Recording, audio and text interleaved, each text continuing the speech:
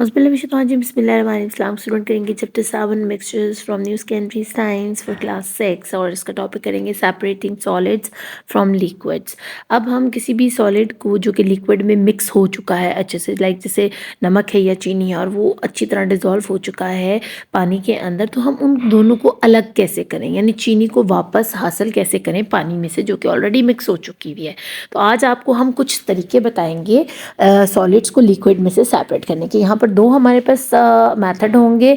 Number 1 is separating a suspended solid और दूसरा है डिज़ोल्व। ठीक है, अब चलते हैं इसकी रीडिंग की तरफ। Scientist often need to separate one substance from another. अब साइंटिस्ट है ना, वो अक्सर एक्सपेरिमेंट करते हुए गलती से दो चीज़ों को आपस में मिक्स कर देते हैं, यानी सॉल्यूट और सॉल्वेंट को। फिर उनको याद आता, ओहो नहीं यार, ये तो हमें नहीं करना चाहिए था मिक्स। तो उनको वापस से सेपरेट करने के लिए उनके पास कुछ मेथड्स होते हैं, कुछ तरीके होते हैं। जैसे मैंने चीनी और पानी मिक्स कर लिया और मैं सोचूं कि ओहो मैंने क्यों चीनी जो है ना पानी में डाल दी और क्यों मैंने ये सोल्यूशन तैयार किया। तो अब मेरा दिल चाह रहा है कि मैं चीनी को पानी से अलग करूं, तो मैं क्या करूंगी। Suppose we want to separate a solid from a liquid. ठीक है, वो भी आपसे ही करें। तो separating a suspended solid from a liquid, अगर तो मैंने रेत डाली है ना पानी के अंदर, तो मैं उसको आराम से अलग कर सकती हूँ रेत को पानी में से। और वो कैसे, the suspended solid can be removed by filtration. उसका तरीका जो मैं इस्तेमाल करूँगी वो है फिल्ट्रेशन, यानी मैं कागज़ लगा दूँगी, फिल्टर पेपर लगाऊँगी उस बर्तन के ऊपर जिसमें मैं उसको अलग करना चाहती हूँ पानी को। ठीक है, और ऊपर से मैं वो सोल्यूशन डालूंगी जिसके अंदर रेत और पानी मिक्स हुआ हुआ है। जब मैं उसको पोर करूँगी, उंडेलूंगी उस फिल्टर पेपर के ऊपर, तो रेत ऊपर पेपर पे रह जाएगी और पानी पेपर से क्रॉस होकर नीचे बर्तन में चला जाएगा।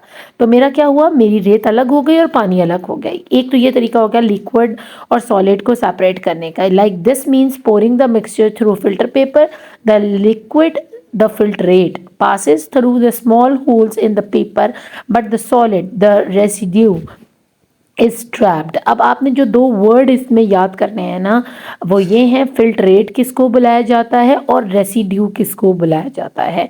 फिल्ट्रेट होता है वो पानी जिसके अंदर रेत मिक्स हुई हुई है, ठीक है, या वो लिक्विड, वो जूस भी हो सकता है, वो पानी हो सकता है, वो दूध हो सकता है, ठीक है, जिसमें आपने रेत का चम्मच भर कर डाल दिया है। अब आपने उस लिक्विड को क्या बुलाना है इस मेथड में, फिल्ट्रेट बुलाना है, उसको वाटर नहीं बुलाना। और उसके अंदर जो मिक्स रेत है ना, यानी सॉलिड पार्टिकल्स जो हैं, उनको क्या बुलाना है, उनको आपने सैंड नहीं बुलाना बल्कि रेसिड्यू बुलाना है, जो कि ट्रैप हो जाएंगे आपके फिल्टर पेपर पर जब आप उसको छानने लगोगे। ठीक है, तो ये अमल जो है फिल्ट्रेशन कहलाता है या छानने का अमल कहलाता है। जैसे कि आप चाय को छानते हो, ठीक है ना, और कप में उंडेलते हो, तो उसकी जितनी पत्ती है वो उस चाय के जो स्टेनर है या छाननी है उसके ऊपर रह जाती है। लेकिन इस मेथड में जो साइंटिस्ट यूज़ करते हैं वो छाननी यूज़ नहीं करते, उसकी जगह वो एक फिल्टर पेपर यूज़ करते हैं। ठीक है, और आपको ये पिक्चर्स नज़र आ रही है फिल्टर पेपर की कि वो कैसा होता है दिखने में। उसके अंदर छोटे छोटे सुराख होते हैं जिसमें से सिर्फ लिक्विड क्रॉस हो सकता है, रेत उसमें से निकलकर नीचे बर्तन में नहीं जा सकती। This method is good for separating sand or chalk from water because they are insoluble.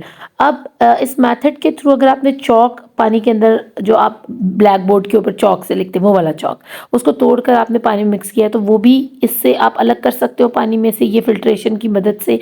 इसके अलावा आप रेत को अलग कर सकते हो, क्योंकि ये दोनों चीज़ें क्या हैं, ये पानी में कभी भी डिज़ोल्व नहीं होती, यानी ये इनसॉलेबल हैं in water. However, it cannot be used to separate dissolved solid from water because all the solution would pass through the filter. लेकिन ये वाला मेथड फिल्ट्रेशन का या कागज़ लगाकर छानने का अमल आप नमक वाले पानी या आप किसी भी चीनी वाले पानी के साथ नहीं कर सकते, क्योंकि जब आप वो नमक वाला पानी इसके पे से गुजारोगे तो नमक कभी भी इस पेपर के ऊपर ट्रैप नहीं होगा, रुकेगा नहीं, क्योंकि वो तो डिज़ोल्व हो चुका है, वो पानी के साथ घुल मिल गया, वो पानी के साथ ही इस पेपर को क्रॉस करता हुआ नीचे वाले बर्तन में चला जाएगा। जब आप चेक करोगे आपका फिल्टर पेपर साफ़ होगा, उस पर कोई नमक होगा ही नहीं, क्योंकि नमक तो पानी के अंदर मिक्स हो चुका है। तो अब क्या करें, अब हमारे लिए परेशानी है, अगर चीनी वाला पानी है वो भी इसी तरह क्रॉस थ्रू कर जाएगा फिल्टर पेपर से। तो ये ऐसे मटेरियल जो कि ऐसे सब्सटेंसेस जो कि डिज़ोल्व हो चुके हैं, ऐसे सॉलिड जैसे चीनी और नमक जो कि पानी का हिस्सा बन चुके हुए हैं, उनको अलग करने के लिए फिल्ट्रेशन का मेथड बिल्कुल ठीक नहीं है। तो अब हम क्या करें, इसके लिए हमारे पास है जी दूसरा मेथड, और वो कहलाता है वो है हीटिंग और evaporation. The liquid is removed by heating the solution in a way that the solvent evaporates leaving the solid behind. इसमें क्या होता है, आप उसी लिक्विड को गर्म करेंगे, ठीक है, पानी सारा उड़ जाएगा, इवापोरेट हो जाएगा और चीनी या नमक आपके बर्तन में रह जाएगा। आपने नमक वाला पानी लिया, उसको बर्तन में डाला, स्टील के पतीली में डाला, चूल्हे पे रख दिया, ठीक है। अब उस पानी को बॉईल होने दें। आहिस्ता आहिस्ता पानी स्टीम बनकर उड़ना शुरू हो जाएगा। एक वक्त ऐसा आएगा कि बर्तन में सिर्फ नमक पीछे रह जाएगा और सारा पानी इवापोरेट हो जाएगा। अब this method is good for obtaining salt from sea water और copper from copper sulphate solution. अब ये तरीका जो है इस्तेमाल किया जाता है जो समंदर का पानी होता है ना, उसमें से नमक निकालने के लिए, ठीक है। पानी को लाकर घड़ों में डाल दिया जाता है, समंदर के पास ही बड़े बड़े घड़े बनाकर उसमें वो पानी डाल दिया जाता है। गर्मी की वजह से वो पानी आहिस्ता आहिस्ता उड़ना शुरू करता है और पीछे नमक रह जाता है, जैसे कि आपको ये पिक्चर में नज़र आ रहा है। ये धूप की वजह से पानी जितना था घड़ों में वो सारा इवापोरेट हो गया, स्टीम बन के उड़ गया और पीछे क्या रह गया, नमक, क्योंकि नमक डेंस सॉलिड की शक्ल में होता है और वो डेंस होता है तो वो हवा में उड़ नहीं सकता, तो वो पीछे रह गया। और इसके अलावा कॉपर जो है ना, उसको निकाला जाता है कॉपर सल्फेट के सोल्यूशन में से इसी तरह। जैसा कि आपको पिक्चर में नज़र आ रहा है, वो जो ब्लू कलर की ट्यूब में आपको नज़र आ रहा है, ये कॉपर सल्फेट का सोल्यूशन है, यानी इसमें पानी मिला हुआ, तो ये ब्लू कलर का है।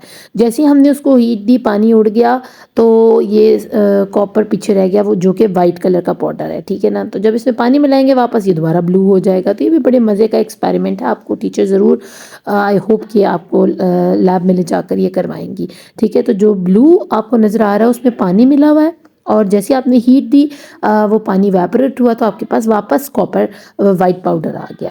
तो हमने सीखा कि हमारे पास ये वाला मेथड जो सेपरेट करने का है सॉलिड को फ्रॉम लिक्विड, वो है हीटिंग और इवेपोरेशन, जिसमें हम ज़्यादातर सी वाटर से नमक हासिल करते हैं और कॉपर सल्फेट के सोल्यूशन में से कॉपर को निकालते हैं आफ्टर गिविंग इट हीट।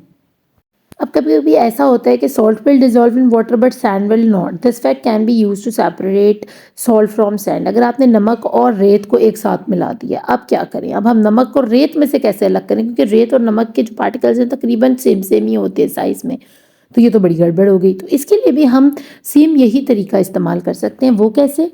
तो जनाब हम बारी बारी दोनों मेथड इस्तेमाल करेंगे, लेकिन पहले हम फिल्ट्रेशन करेंगे और फिर हम इवेपोरेशन और हीट वाला प्रोसेस करेंगे, ठीक है। अब आपने करना क्या है, सिंपली उस रेत और नमक के अंदर add water to the salt sand mixture and stir. The salt will dissolve but the sand will not. अब आपने क्या किया, अब उसी रेत और नमक के मिक्सचर के अंदर आपने पानी डाल दिया, ठीक है। अब पानी के अंदर नमक तो डिजोल्व हो जाएगा लेकिन रेत नहीं होगी। पानी ने क्या किया, सारा नमक अपने अंदर डिजोल्व कर लिया। अब आपने दूसरा स्टेप क्या करना है, pour the salt and water mixture through filter paper. Salt solution will pass through but the sand will be trapped in the filter paper. अब क्या होगा कि जब आपने फिल्ट्रेशन की और पेपर लगाकर वो मिक्सचर आपने उस फिल्टर पेपर पे से गुजारा, तो नमक वाला पानी तो उसमें से आराम से क्रॉस होकर दूसरे बर्तन में चला गया, लेकिन रेत को उस पेपर ने अपने ऊपर रोक लिया और ट्रैप कर लिया।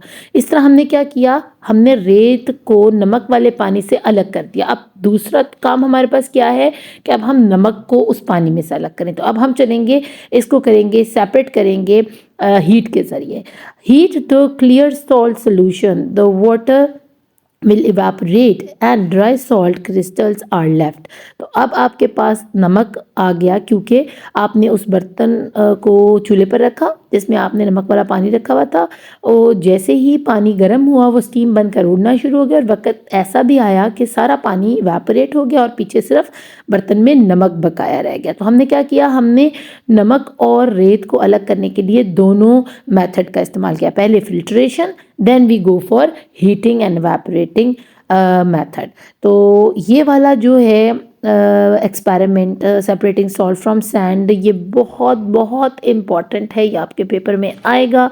आपने ये स्टेप्स अच्छे से याद करने हैं, वीडियो को बार बार देखना है और अच्छे से समझना है, कोई मुश्किल बात नहीं है। इस वाले एक्सपेरिमेंट में दोनों मेथड्स बारी बारी इस्तेमाल हुए हैं। First they use filtration method, then they use heat and evaporating method. तो उम्मीद करती हूँ आपको इस टॉपिक की अच्छे से समझ आई होगी। अपना खूब ख्याल रखिएगा। Thank you for watching. अल्लाह निगहबान।